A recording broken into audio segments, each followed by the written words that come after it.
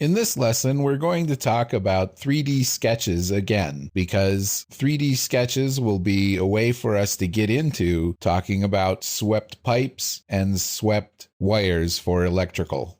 Let's start out by creating another blank part. Now, if you don't already have a separate 2D and 3D sketch icon on your sketch toolbar, I'll show you how to put those up. Go to your Tools, Customize dialog, and then on the Commands tab, go to the Sketch page. If you have the 2D sketch icon with a drop-down symbol next to it, such as this small black arrow, then drag the sketch icon off of your toolbar. And for completeness, I'll also drag my 3D sketch icon off of the sketch toolbar.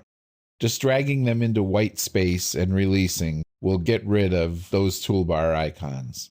And then from the list of icons on the sketch page, grab the sketch icon and drag it back onto the sketch toolbar. Notice the black bar that shows where it will be placed. And then also get the 3D sketch icon and put it just below the 2D sketch icon. This gives you individual access to 2D sketches and 3D sketches. Having 3D sketch only available behind the 2D sketch icon leads to a lot of confusion, and if you can avoid that, it will be a good thing. So once you've got that all established, just click on OK.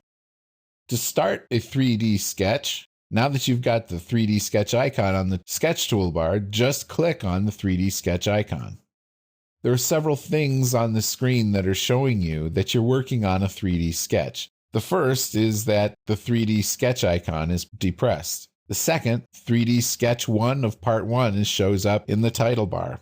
Third, the 3D sketch icon is in front of the sketch that's below the rollback bar. And also, your status bar down at the bottom should say Editing 3D Sketch 1. So you should understand at this point that you're in a 3D sketch. We've already talked about some aspects of 3D sketches, and so I'm just going to review a couple of those, but I'm also going to show you some brand new things that are slightly more complex than what we've seen before. You saw before how you can draw straight lines, and I'll just review that. As soon as I click on a line icon, notice I get what's called the space handle shown on the screen. That's these two red axes and the black line that show up. Something that's important to make notice of and make use of is this triad that's down in the lower left-hand corner of the graphics window.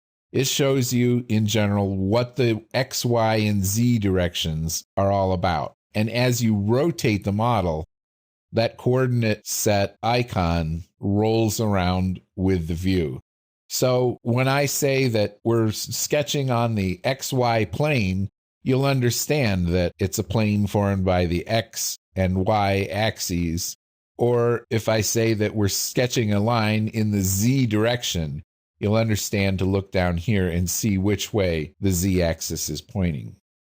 So I'm going to start sketching, and as usual, I'm going to start sketching from the origin. This is especially true with a new part, but if you're sketching in an existing part, the main idea here is that your sketch be tied down to something. Whether it's tied down to the origin or part of the existing geometry isn't really that important.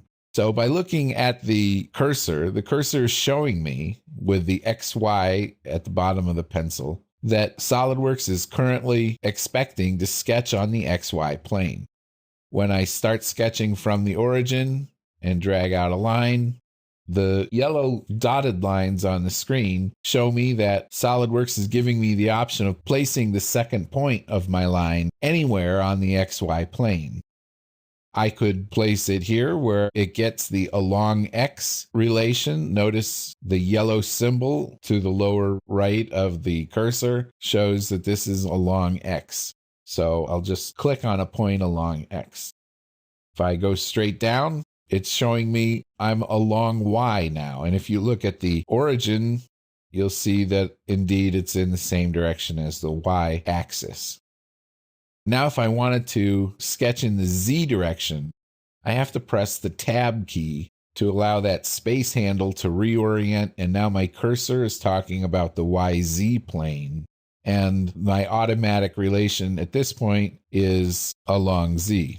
So if I press escape now to get out of the sketch command, or get out of the line command rather, and then rotate the 3D sketch, it's often important to see your sketch from multiple points of view, because trying to sketch in 3D while you're on a 2D monitor can be quite deceiving.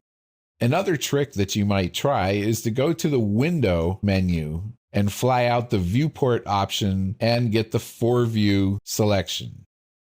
This allows you to see your sketch from multiple points of view, including from an isometric point of view. So if you continue to draw lines on your 3D sketch, your views in the front, top, and right views will also update. Also, if you start sketching from one of the other views, it will show up in all of the other views.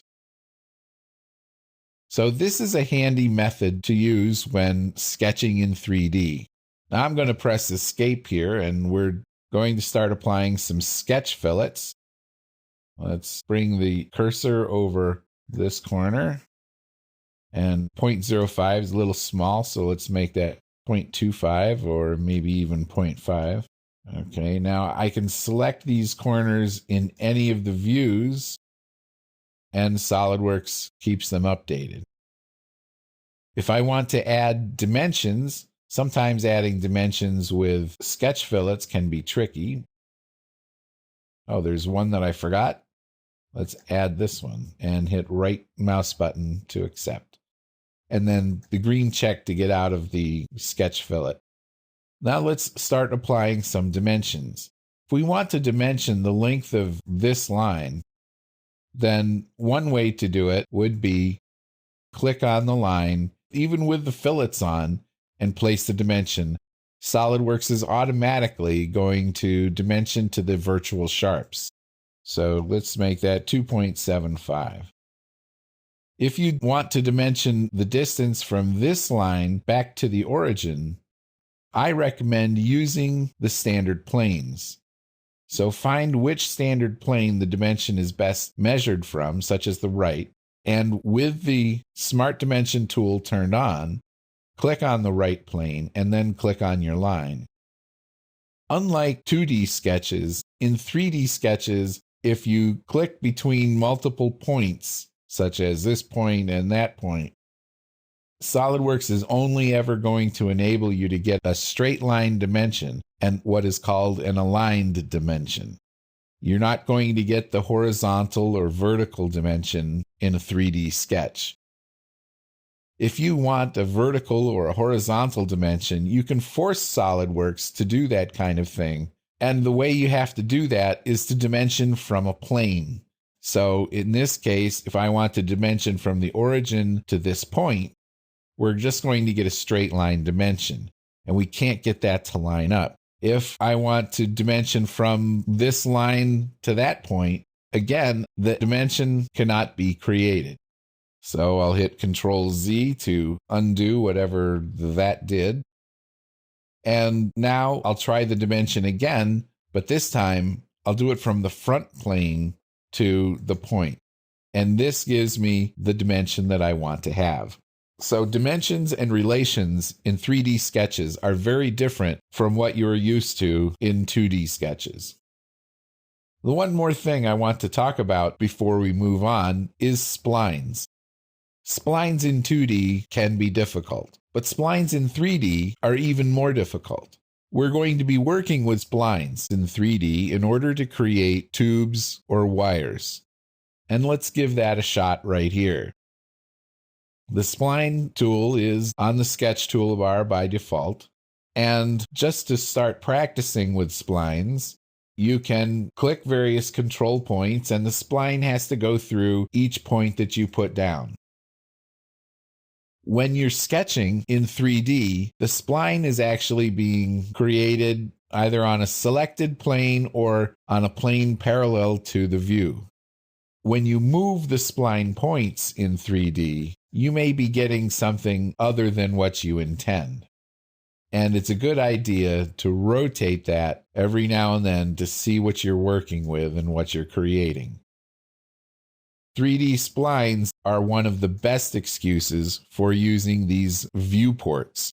I'm going to select each viewport and press the F key for zoom to fit to make sure that SOLIDWORKS is showing me what's going on. Notice that as I move a point around dynamically, the spline is being updated in all the views. This is very handy. Now, I'm going to just delete this practice spline and get down to some sort of a practical application of how to create this spline.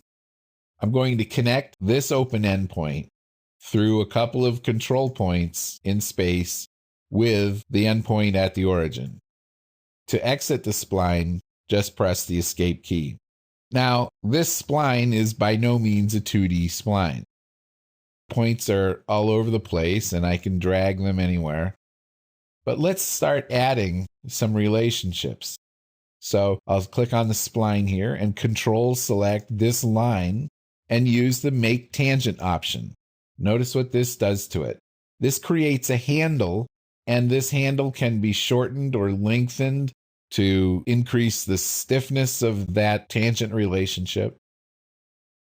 Next, I'm going to come up to this other endpoint, and just to make sure that it's the spline that moves rather than my lines, I'm going to right-click on this straight line and use the Fix constraint. This over-constrains some things, and so I'm going to click on the red along Z and delete that to prevent it from being over-defined. From here, I'm also going to make this spline tangent to the line and take a look at what that's doing to the rest of the spline. I can adjust the positions of these points.